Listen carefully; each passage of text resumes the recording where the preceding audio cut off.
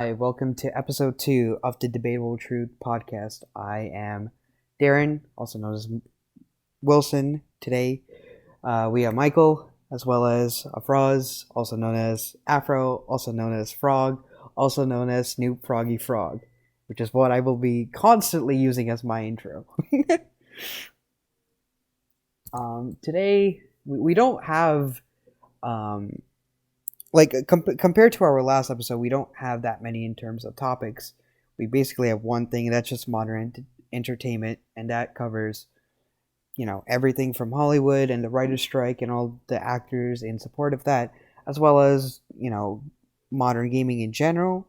And yeah, I mean the floor is open to you guys. Start us off. Your thoughts on everything, Michael? Writer Strike's a fine idea for the guys doing VFX and, the guys who aren't making much outside of 60, 70K a year. I'm fine with that. Everyone wants to move up. Everyone wants to be to the next tier of wealth and income. So I definitely understand them trying to go on strike, especially when these movies are making millions at the box office, and most of it's just going to the actors who I don't agree with being in this because, I mean, hey, why?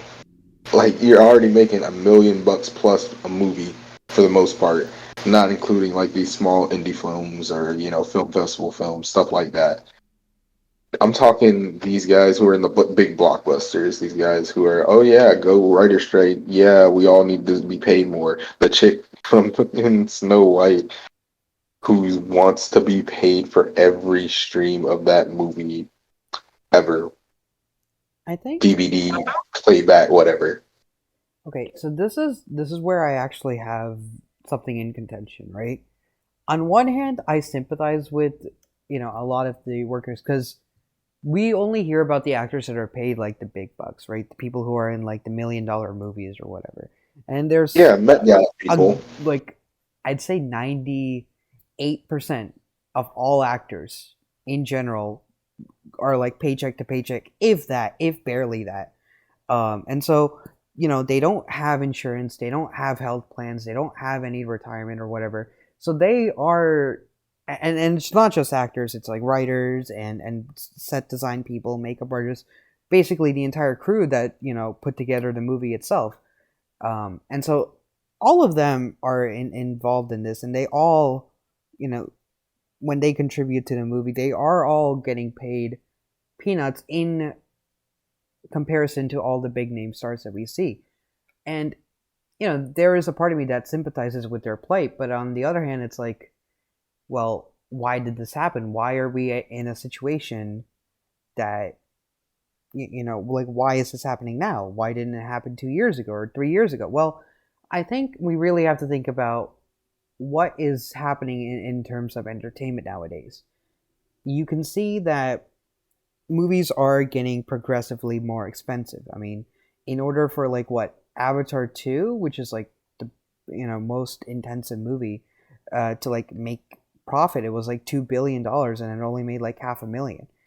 And there's many more projects that are like, I guess, bloated in a sense in terms of like production value, and so they have to make so much. And when you have these writers, when you have the people working on these movies who don't, how do I say this? When they don't appeal to the general audience and they appeal to a very niche minority, and they alienate and ostracize the great viewing majority, you get a movie or you get a product that doesn't perform very well. And so when it doesn't perform very well, you have very upset investors. And when that happens, budget cuts happen. And when that happens, people's livelihoods are at stake. And I think it's kind of like a trickle down effect, kind of like a like the serpent eating its own tail. One thing happens and then another thing happens.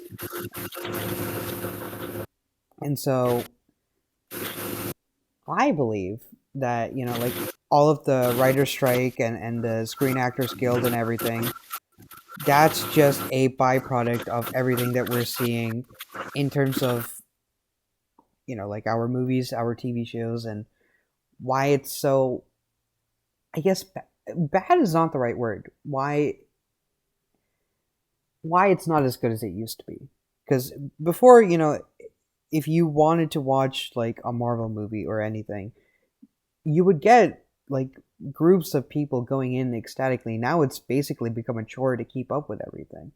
And so I think this is just a byproduct of that. Your thoughts? I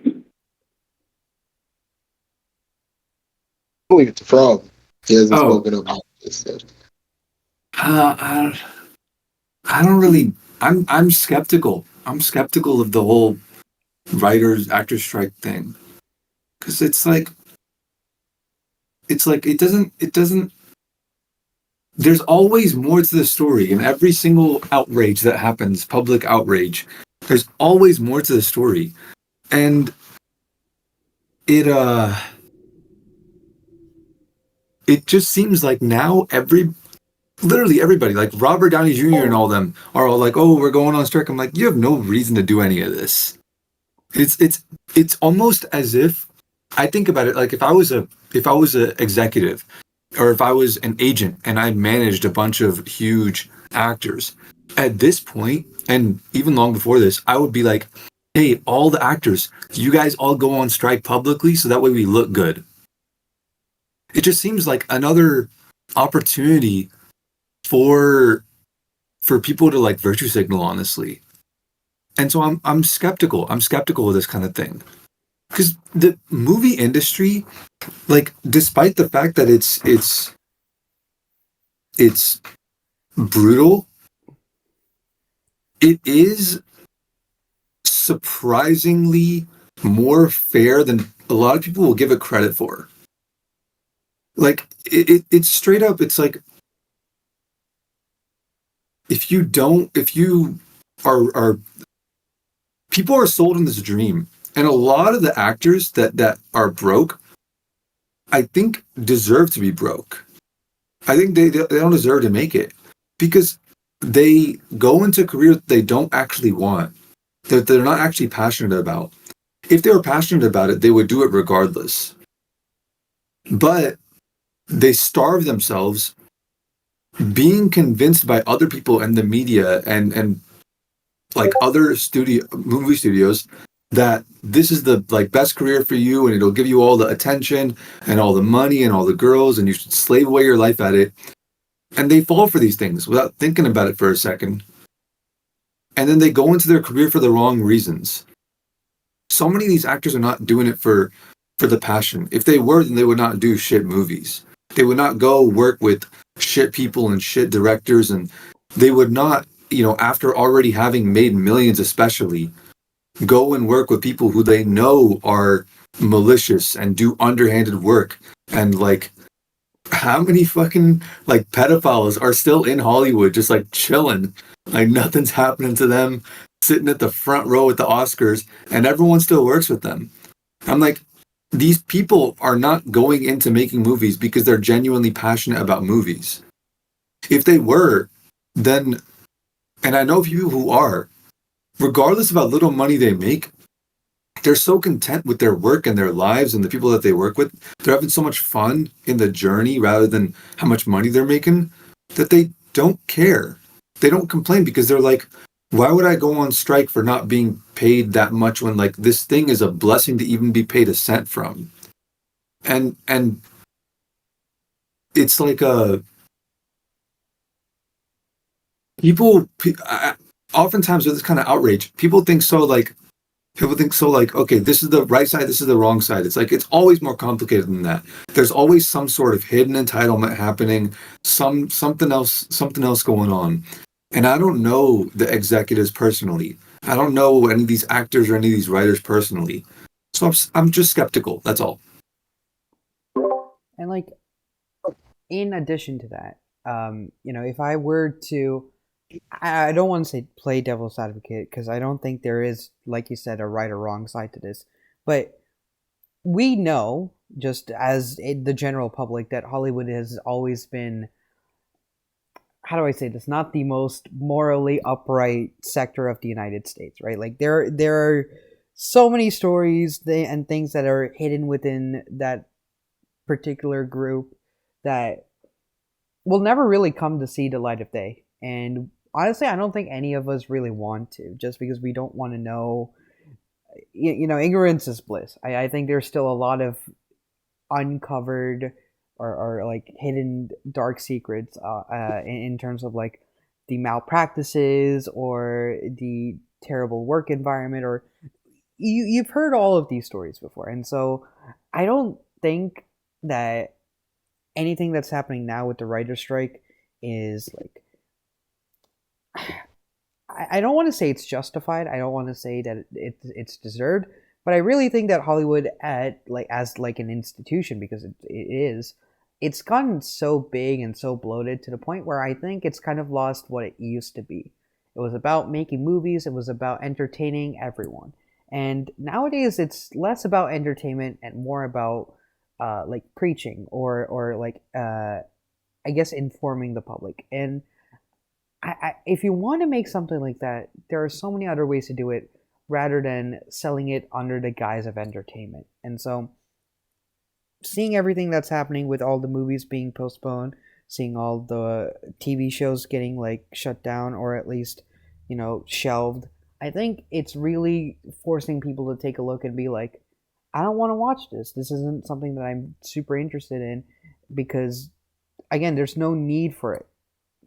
If you really think about it, quite a lot of the stuff that we've seen for the past, I don't know, 5, 10 years, like all of the Marvel TV shows or like all of the modern comedy stuff that's being pushed onto us, like, um, God, I'm trying to think about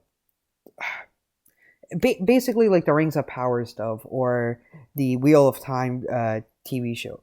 Everything that was unnecessary, that was taken off or based on like a previous IP or a previous work of art. I think when you try and take the old and you try to reformat it into something new, and you do it in such a way where it kind of mocks or even goes against what it used to be, I think that's when you've gone too far. And I think we're seeing that with Hollywood, where there is no creativity. It's just basically repackaging the same thing that they used to do like 10, 50, 40 years ago, just with a different coat of paint, but towards a different audience. And I think with everything that's happening right now, it's a great time to like take a step back, look at where things are, kind of reevaluate what we want to watch, what we want to support. Because as consumers, as people who watch this stuff, at the end of the day, we have the ultimate say on what's good and what's bad, what gets made and what doesn't. If we just, you know, if we show that with our wallets, so to speak. Yeah, I completely agree. People are sick of seeing the same story over and over retold. People want to see new things. People want to see interesting things. I think some of the stuff where you're basing it off previous IP, it can work, right? The D&D movie, it can work, right? That it's a because D&D is a game. You make your own characters. Why not go ahead and let them do the same with their own IP? Go for it. Write your movies about whatever you want. Stuff like the Uncharted movie, not identical to the game, a little bit different, and I think it's going to appeal to a wider audience, right? I don't think the Uncharted movie is bad. But then you get certain movies every once in a while where it's just kind of like, are we a little done with this? Like, I know another Transformers recently came out.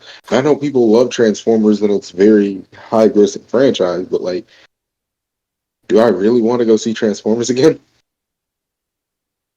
Sometimes you just want something a little different from what the general, you know, consensus of what's popular is. Like, I don't want to see another Star Wars trilogy. I don't want to see all this over and over and over again. I'm tired of remakes. I'm tired of bringing back franchises, especially if you don't have the people that made those franchises so good in the first place. Yeah, that's been my thing is just like I'm just not going to watch these movies. Just that simple. Yep. My question to you is, can you make a remake that's, how do I say this? It's a continuation of like an original thing, but it has a different like a writing team or a different cast to it, and can it be done in a tasteful manner? Because I don't think that remakes by themselves or like continuations of, I don't know, a decade-year-old IP is impossible to make well. I just Spider Verse. There's two Spider-Man series currently going on. There's the Spider-Verse movies, the animated films, and then there's the Spider-Man MCU. Now, as many gripes and problems as I have with MCU in general, I'll admit the Spider-Man stuff, I'm not mad at it. They skipped the origin story only to wrap around back to it was the origin story the whole time. But they did it in a unique way that I think is quite interesting. Not a bad way to introduce Peter Parker into the universe, and it's very organic in a way. I like the progression of the films and the fact that they gave a lot of fans what they wanted by bringing back Toby and Andrew. Yeah, that was really cool. I'm happy for him. That's a good continuation or remake of a character who's already had things done like that, right? But it becomes a problem when it's franchises and IPs that don't need the work or have no need for them. MCU needs Spider-Man. There you go, point blank, period. They need a Spider-Man. but But then you look at some of these other IP. sure. Go for it. No, I was just saying like the MCU needs Spider-Man, but we don't need another Snow White. We don't need another Beauty and the No, Beast. these, and it's not necessarily even the way that they're taking them. If you take an IP, right, and then you take away the thing that made that IP iconic, then why did you take that IP in the first place instead of making a new one? That's an interesting question because, with everything that's happening around this whole like Snow White production and everything that we've heard about it, I mean, the story is completely different. The way that the characters are, described are completely different. And correct me if I'm wrong, but Snow White is basically the movie that put, old fashioned Disney into like the limelight, right? Like that was their big movie that kind of pushed him in terms of like a household name. And so the fact that they're trying to remake it in live action and they've had like so many issues with it and it's with a controversial star and the writer's strike and all of her hot takes, I think it kind of feels like Disney is, how do I say this? It's gotten too big that it's actively trying to hurt itself. And it's such a weird way to look at it because you see everything that's happening around it. Like you see with the Star Wars and the Indiana Jones stuff. Like it had so much going for it. It had this wide, expansive universe. It had so many things that it could tackle. It had the MCU. It had X-Men. It had Star Wars. It had Indiana Jones. But now those franchises, because of all the shitty movies or because of all the terrible like creative differences, it's kind of slowly crumbling apart. Nobody wants to see like another Star Wars project like ever again for like another 10 years. Nobody wants to see Indiana Jones. I think that entire IP is kind of dead with Indiana Jones 5, whatever that movie is called. Like you've effectively ended an entire IP and you've basically blacklisted it in a sense to the point where people don't want to watch it just because I don't know, for like a little bit more money for a cash grab, I guess. And it seems I weird mean, to me that they would do this rather than just make something new. you hit the nail. Cash grab. They know that if you announce a new Star Wars movie, people are gonna go see it. They know they have that power with the IP's name because it's that big of an IP. It's like it's kind of like how Pokemon can do whatever the hell they want. Like they can release mobile games from now on and probably still make a ton of money because the IP is already massive. Well, here's the thing. I think the difference between, like Hollywood and Disney versus Pokemon is that at least with Pokemon there is, how do I say this? A bit of fan service. At least they give us, in some sense, what the consumer wants. However, when it comes to like Disney and like Hollywood in general, it's just like they don't give what the average person wants. They give what like a small vocal minority wants. Like the people that yell the loudest, those are the people that they are pandering to. And I think I wonder how much of that is really worth it in the end. Like, sure, okay, it might look good optically, but like financially, I don't think that's helped them in any capacity. Like, if you look at like Disney Plus subscriptions or like their stock prices, it's actually gone down, like minus 42% over like the past 2 years or something. And it's crazy because despite the fact that they're losing money, despite the fact that their parks are doing worse than ever, despite the fact that all these minor employees employed by this company are constantly trying to form unions that are getting stomped out by the company itself, it's crazy that they aren't hustling their asses off to get as much profit as possible. They're constantly making decisions that don't make sense to the consumer base. And I Like the wonder Little what Princess the thing. end goal I is. knew people weren't gonna go see that because they changed it up too much, and people didn't really go see it that much. It did well in box office because Disney name. People are gonna take their kids, but overwhelmingly, people who were fans of the IP, they didn't really take their kids because they didn't care. It's a soulless remake. Why don't I just show you the one at home, the original that I have on DVD? Well, here's the thing, Michael. I wonder what the end result is, or like the end game for this is. Like, where does this lead us to? Like, are we going to see a, I guess, a rebirth of like indie filmmaking of people doing their own stuff, and then will that become a new Hollywood, and will it just be like an endless cycle, or will things actually change? I don't know, but I really do wonder if because of all the writer strike and because there is going to be a vacuum for like a good, I don't know, I want to say like during next summer, because like all of these movies are going to be pushed back. You're not going to get like those big Christmas movies. You're not going to get like a big summer blockbusters, at least not in the sense that you would, like last year or this year. So there's definitely going to be like a void to fill when it comes to like people wanting to spend money or people wanting to watch something. So I wonder if something will actually fill in that void and if that will become big enough to the point where it can actually rival everything that's happening in Hollywood. Because I think with you're the missing something. what's that? There's already something filling in. Which is YouTube.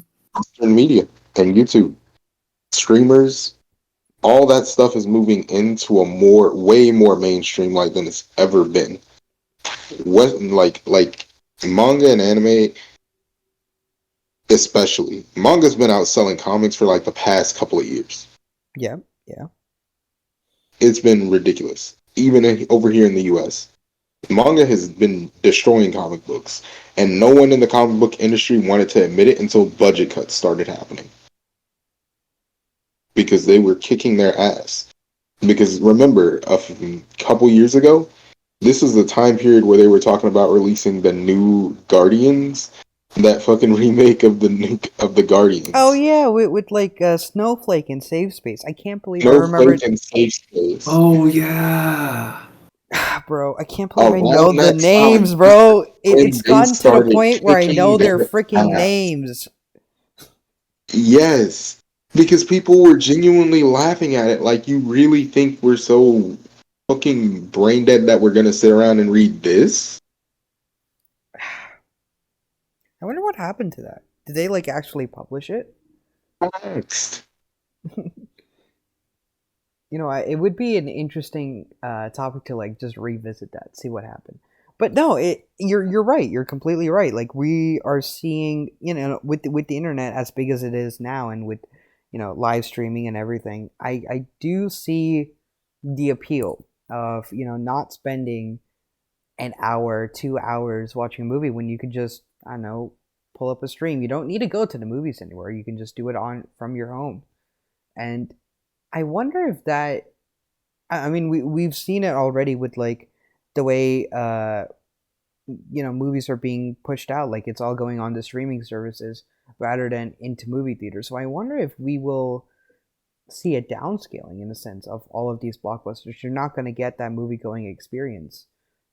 Give it like 5-7 years. I wonder if that truly will change, or maybe you'll get It's like a hard to see though, because these companies have media that they can hold on to forever at this point.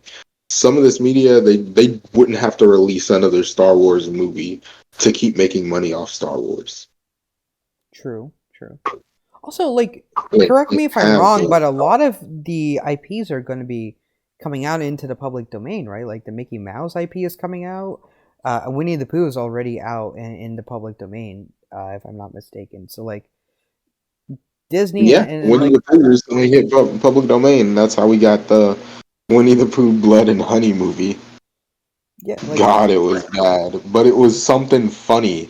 It was so bad that it was good in a way. I enjoyed watching it because it was bad. It's one of those type of experiences. But it's different. It's unique. It's something that the parent company who used to own the IP would never do.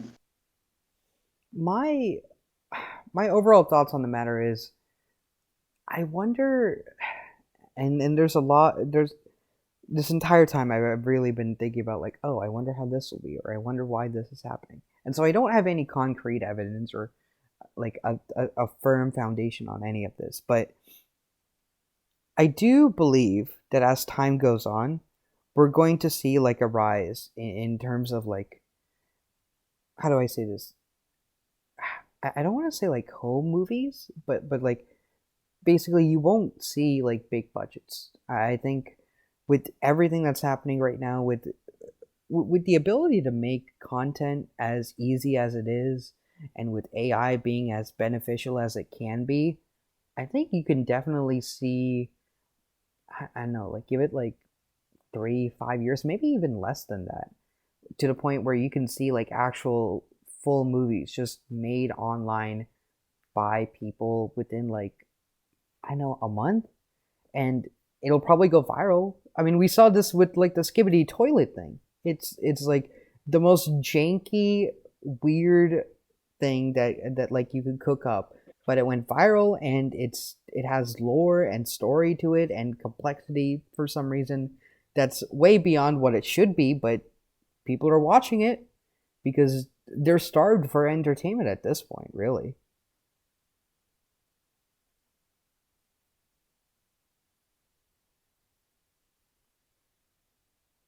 Yes. Silence. Silence is good. Oh, we thought you were gonna keep going, No, I but you're mean, not. And I think this lapse in creativity and actually being different, especially among multi-million dollar industries, it extends even into like gaming. hmm, Gaming companies don't care anymore. They don't innovate anymore. Some of them do, very few of them do. But then you got to realize very few of them can actually release a fully functioning game day one. Remember when we used to buy games at fucking GameStop, rush home, pop it in the console and play?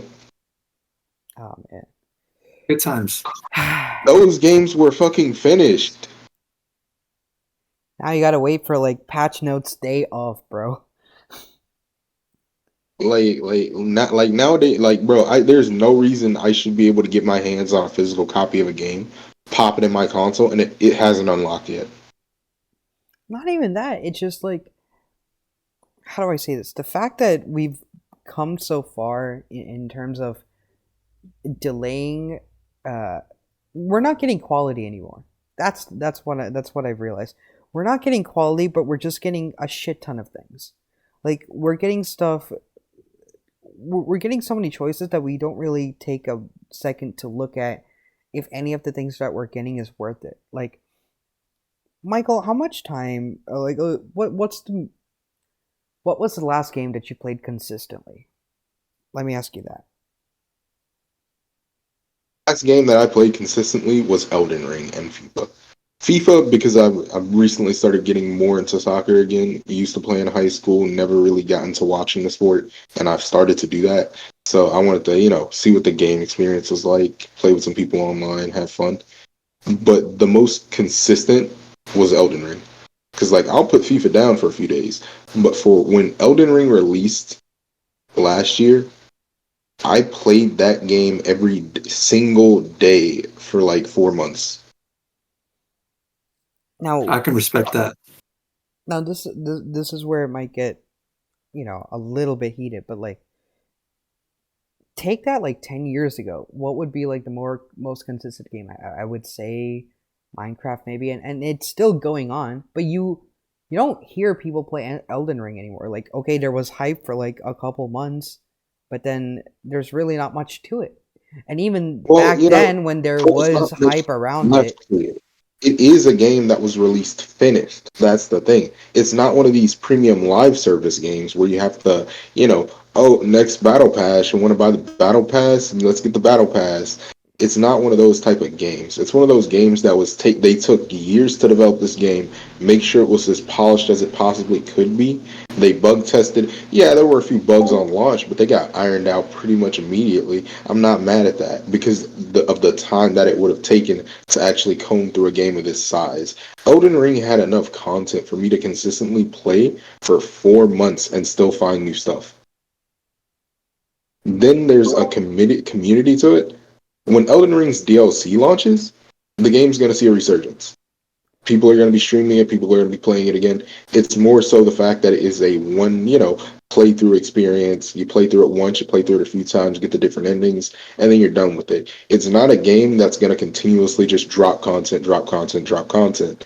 And the reason why it's taken so long for them to actually be able to release a DLC for it as well, because they didn't plan to release DLC for it. They're actually working on DLC to, extend the game's shelf life and make it more replayable, give you more stuff to do, more choices to make, more possible endings. I right? think that's a But lot like, more valuable than every single company out there going this live service model. Overwatch 2 is a dog shit successor to dog shit Overwatch 1. Like Overwatch 1 had the loot box problem. Well, at least they were, kind enough back then to give you currency where you go ahead and buy the skin you wanted anyway. You don't completely rely on the loot box system to get anything. Nowadays, it's Overwatch 2 monetization, buy the battle pass, and we don't give you currency to buy the next battle pass. Unlike some other games that still do the battle pass model pretty reasonably, like Fortnite. I'll give Fortnite props for its due. I don't play the game because it's not my type of game, but hey, they're definitely making right moves by consumers. They're introducing interesting content like the anime skins they've been releasing for certain anime. I think Jujutsu Kaisen's currently up there. yep, yep. And it's really cool. They had crossovers. It's Spider-Man from the MCU, a few MCU skins, the Thanos event. Even though it was limited time, it was still a really cool thing to do for their player base. And notice they still have a pretty good player base. They're definitely past their peak, but people actually respect the game. They like the work the devs are putting in on it, and hey, it seems to be good for them. Meanwhile, people are still taking shit from Blizzard, and they're not happy about it, but they're still taking shit from Blizzard. And I think a lot of this has to do with like people's expectations, right? Like, how do I say this? When you play a game or when you buy a product, you expect it to meet whatever like whatever they're telling you it should do, right? Like for example, how do I say this? When you buy, you don't really buy, but when you download Fortnite, there's really like no expectation other than, oh, it's just a fun game that you play with your friends, right? It's very low expectations, and so there's so much you can build on top of that.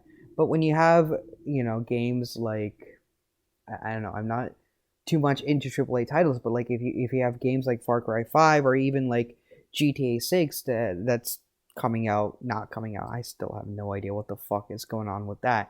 But when you have games like that where it's like they make such a big deal about it, but then there's so many issues on release. Like even Cyberpunk 2077, like there was it was supposed to be like this big huge game, and I still do believe that there was like it lived up to the hype, but there were so many issues with it on launch. And I'd rather just have a game that takes longer to arrive than have a really shitty game that arrived when it said it would, but like it's unplayable, you know? That's why I respect Elden Ring. It got pushed back twice because they were committed to releasing the game in the best state that they possibly could. And Elden Ring, yeah, it had a couple of bugs, but like they weren't anything game breaking. You wouldn't be unable to recoup whatever you lost from dying because of a bug. Yeah. I think what Like I'm trying to get at through all of this is whether it be like movies or video games or any other types of media. I think like how do I say this? The people who sell the product have gotten to the point where they don't see consumers, yeah, at a point where they have to satisfy them, and more as people that they have to like deceive in order to get money. Like they when when you tolerate sorry. tolerate at this point because when you hear people complaining about games, the worst thing, and I think this really opened some eyes in the gaming industry when some of these developers started getting out here as independents on their Twitter accounts and saying certain things because a lot of things they say piss people off. I mean, rightly so, to Like, be honest, but I get it. like they piss people off, and that's the worst thing you can do. Taunt your customer base. Play on your customer base's intelligence. Like, look at Diablo. Diablo devs made a battle pass system, right? The Diablo 4 has a fucking battle pass system, right? Okay. In this battle pass that costs about 1,000 coins, you earn 666 coins. I mean, makes sense. Devil 666. All right. A theming, okay, cool, but why is the battle pass itself 1,000 coins? People were pissed about this. Like, regardless of what you do in the game, right? Right. If you play through and earn all the coins off that battle pass, you don't have enough coins to purchase a singular item in the item shop. Not a singular item. No item in the game is cost 666 coins. That's Some of the lower end is 800. that's kind of crazy. I mean, at that point, why even release the battle pass in the first place? Like, it doesn't give you anything in terms of like gameplay wise of getting. It's all cosmetic.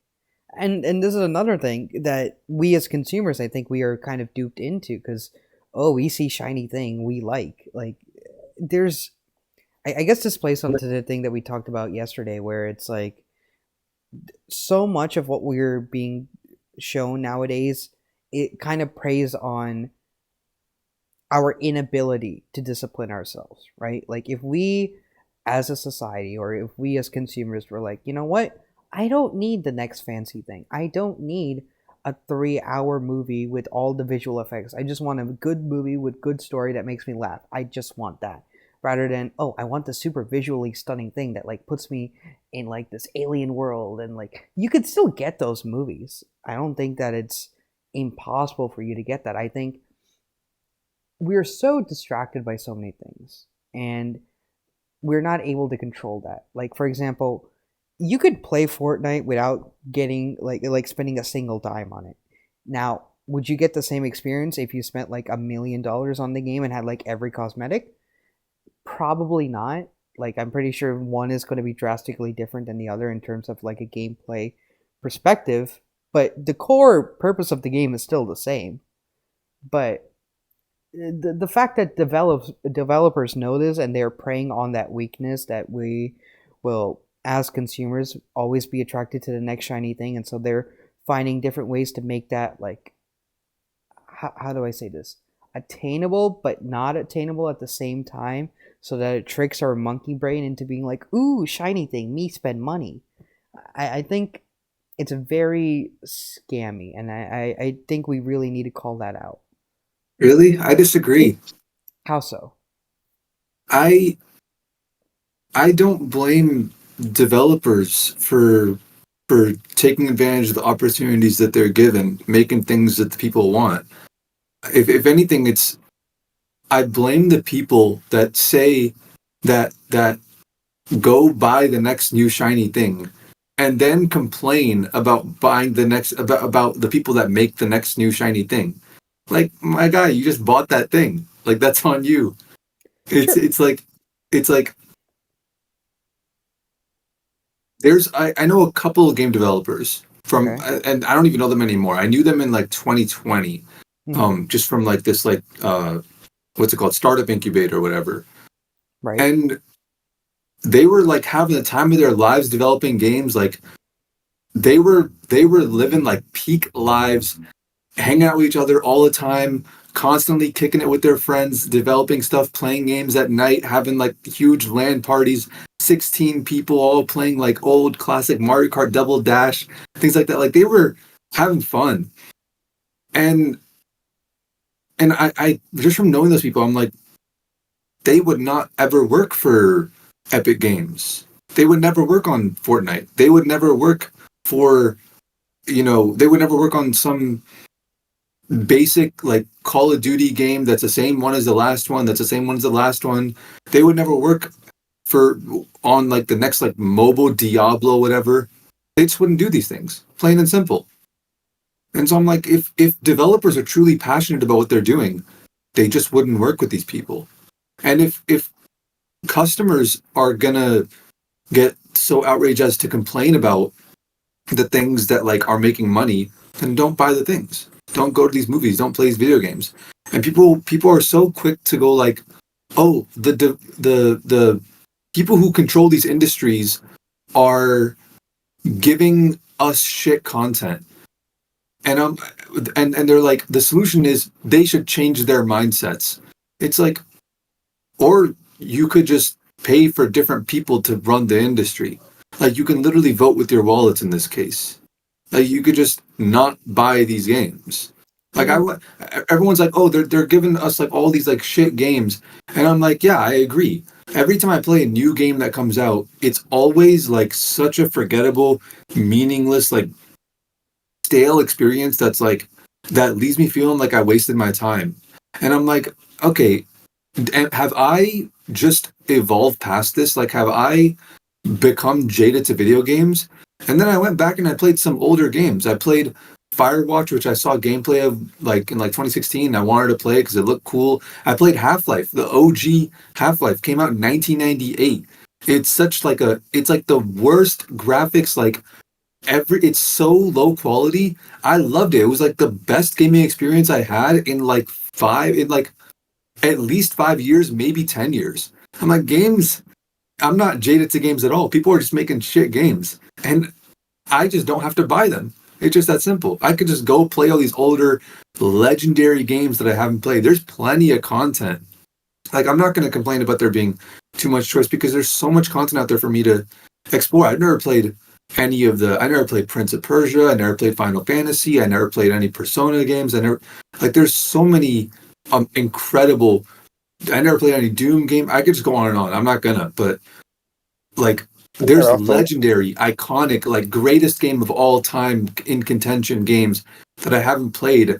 Like, who am I to complain about the video game space being stale or whatever? I haven't even tried what it has to offer, you know?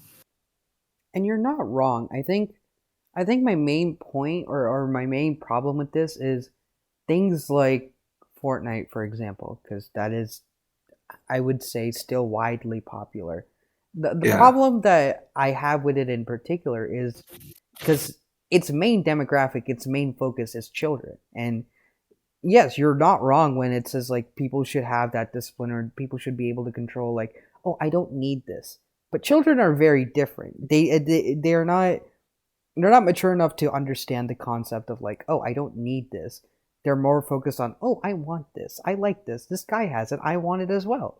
And so, there's so much, like, video games are, for the most part, there's like a great majority of gamers that are children, let's be honest here. And so Hmm. a lot of games are marketed towards a younger demographic. And so they do have these predatory things built in, like loot boxes. That's all gambling, and children do like, fun prizes. Ooh, I might get this shiny thing. But we as adults know that's kind of a scam. There's like such a low percent, like a 1%. I'm not going to risk it. I'd rather just save my money. But kids don't understand that. And this is the thing that I was talking about earlier, where it's like companies need to make that more abundantly clear. Like, there's no difference between when a kid plays Fortnite versus when an adult plays Fortnite. Like, the game itself is not going to treat a kid any differently than an adult. So if a kid's like, "Ooh, shiny thing, mom's wallet's credit card, I'm going to use it to buy this new skin," versus like a 20-year-old who's spending his paycheck, they're going to be the exact same. And so a kid's more likely going to spend more than an adult who has more self, restraint. But the game company is still going to benefit more from the kid by using these malpractices. And you're not wrong when you say that we have to, like, I guess, vote with our wallet, but I think we also need to make it clear to everyone, or at least we need to, bring awareness to it, that hey, this is an issue. This is happening. Like, all these companies, they're doing this in a very, you know, shitty way, and that they are preying upon, the way that our brains work, shiny things that make us attracted to other things. Yeah. I get that. I get that. I guess my issue is the way that people propose a solution. Because, like, first step to solving a problem is realizing there's a problem to begin with. There Right. absolutely needs to be people calling out all the, bullshit that happens in the industry and what these companies do that's like malicious. Absolutely. But I don't think the solution is trying to get them to change. You're not going to get these people to change. They entered this industry because they found an opportunity, however malicious they may be. They found an opportunity in it and they were able to take advantage of it. The only way to squeeze them out is to not even allow them the opportunity to make shit games and get away with it and get away with like scamming a bunch of kids for money. Is like it, the solution would be to it goes deep. Actually, it goes deep, but it would be like to change the way people play games altogether. What do you mean by that? like like change the reason why people play games, not for the end result, not for the product, but for the process. Teach people to enjoy the process of playing games and improving rather than getting the trophy at the end. I mean, that then ties into like the different types of games that there are out there, right? Like, sandbox games don't have like an end goal to it, but they are still, enjoyed by different people. And it's very hard to make, like, to speak on topics like this, because it's never going to like appeal to everyone, right? Like, one person's favorite game is not going to be another person's favorite game. It's very hard for two people to agree on something. But I think one of the biggest, you know, uh, issues that every gamer faces with, and every game development, and basically anyone in the gaming space deals with, is microtransactions, right? Like, nobody wants that, but it's kind of like a necessary evil at this point. Like, video games don't make enough money, they need to cover costs, and so what's the easiest way to do that? Microtransactions, which is basically like spend money for something that doesn't do anything but looks nice, so you feel like you've won something. You feel like you're being rewarded, but you're really not. And how would you suggest we That's change that, or that culture itself? I don't know. I'm not fully convinced that microtransactions is a necessary evil. I'm not fully convinced of that. Not yet. Well, I mean, think about stuff like, I'm never really for or against the topic. I'll be honest with you, but how do I say this? Certain games are free and certain games are pay to win. Certain games have a monetary value associated with the game in general, like Elden Ring.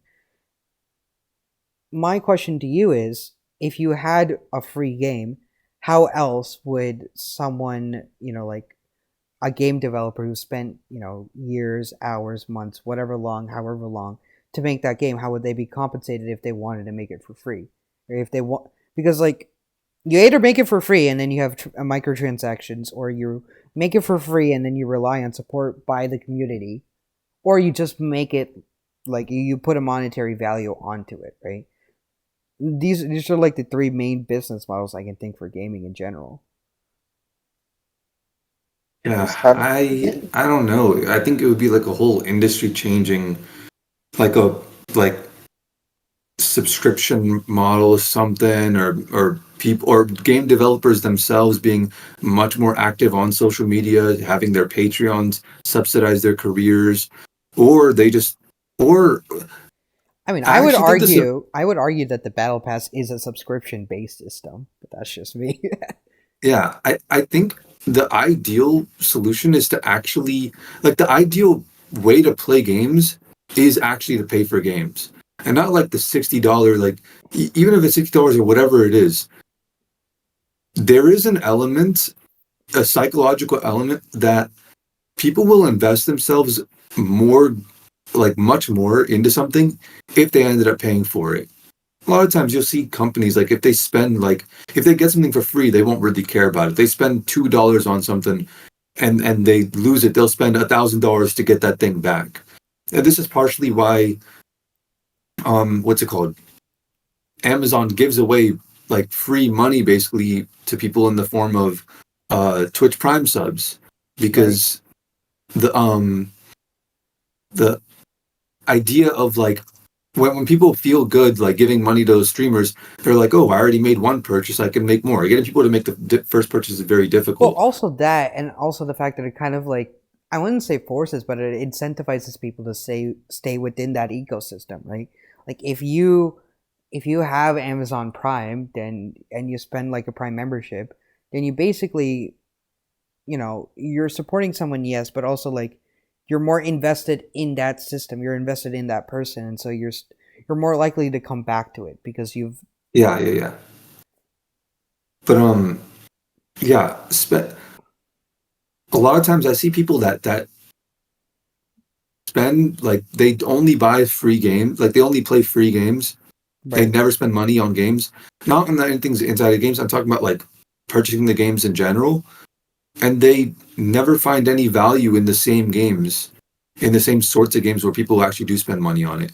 Like, and this is just anecdotal, but people that I find that have, like, PC Game Pass, that play games like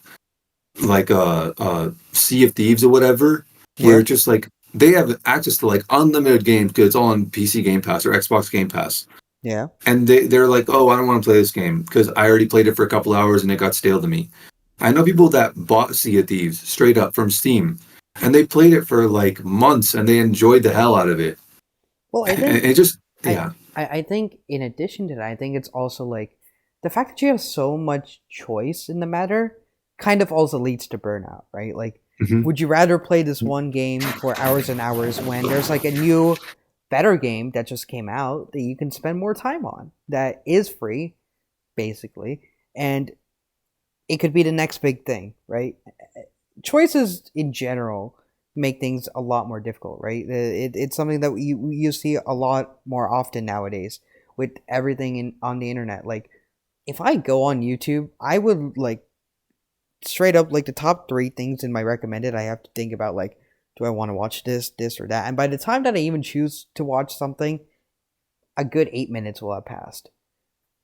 I think that plays into what you were talking about when it comes to like video games in general. It's like if you buy one thing and that's the one thing that you buy, you're going to be more invested in that because you don't have to make a choice. You've already made it. You've already set your mind to it. You know, I think this whole strike would not be happening at all if movies were just better. Like, if movies were higher quality, even if the, like, circumstances were the same, where, like, people were not getting paid fairly and all that stuff, and all the money was going to top executives, like, if the industry was making, like, if it was all the same, but if people were genuinely enjoying movies more, I don't think the strike would be happening. Well, not even that. I think if the strike were to still have happened, I think you would have found more people willing to like come in and do more work. Right. This is the thing that happens when people go on strike. A good majority of people will strike because they can't afford not to, right? Like they can't afford to not live without healthcare or whatever, and so they're not willing to put in that work. But then when they don't go into work, there's definitely someone who's in a worse situation or even who's even willing to work under those conditions just because they've never got their shot and so they're willing to put that effort into it. And I wonder just like how much things would be different, as like you said, if movies were actually like well received nowadays, where it isn't so vehemently like opposed to everything, right? Like whenever a new big movie comes out, there's like one group of people that's always championing it as like the next big thing, and there's like another group that's like, nah, this shit is dog water. Like, don't watch it. It's terrible. There's never like a good movie that comes out that everyone's okay with, and so I Yeah. wonder how much things would be different if the strike happened, movie studios were still doing fine, and all of these people went on strike.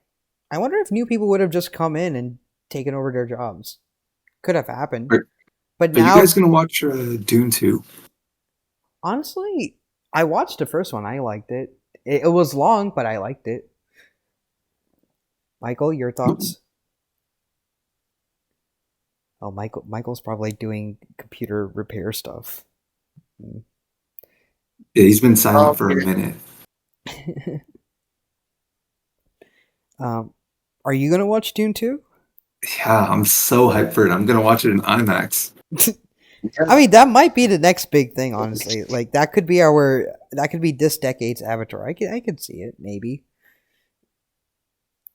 It's I don't think it'll be that big, honestly, but I mean, like as a man, cultural moment, probably not. Like Avatar was like in terms of just the writing itself, it wasn't a big movie, but in terms of like what it led to in terms of like visual effects, in terms of like just a movie going experience, it's always going to be like peak, right?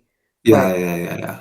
but when I say like Dune 2 could, or like Dune in general could be like the next Avatar, I mean like the next spacefaring odyssey of our time, which makes sort of sense.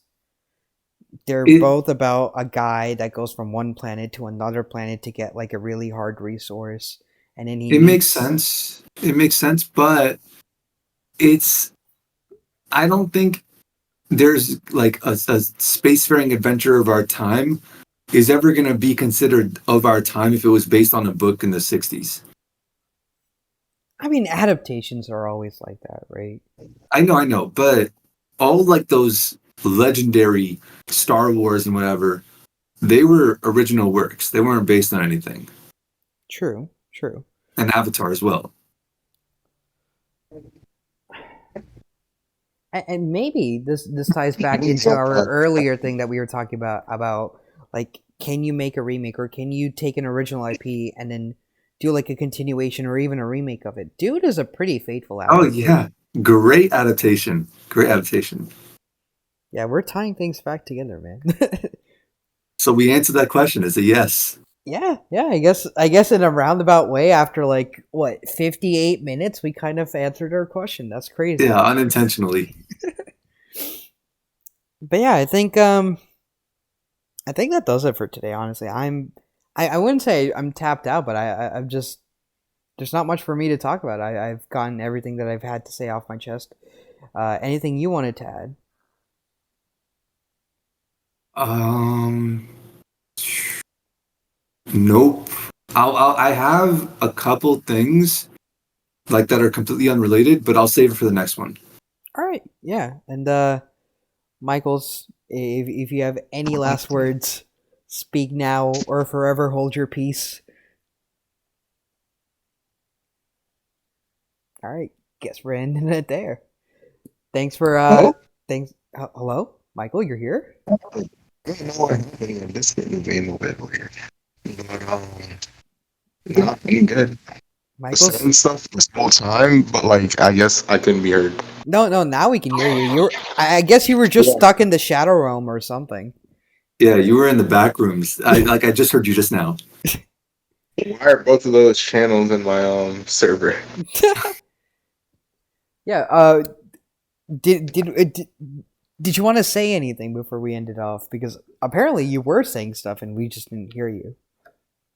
Time has passed. It was a lot, but like, I didn't know if you were ignoring me or just cutting me off. Well, Dang. damn. I knew he had a lot to say. I thought he was like muted or something. Because I was like, there's Yeah. no way he's staying silent for this long. Yeah, it's all good though. Oh man, I think you guys pretty much covered a lot of the stuff that I was going to refer back to, so it's all good. all right. Well, we'll figure it out next week, though. All right. Yeah, I'm not doing computer maintenance. Yeah. All right. Peace out.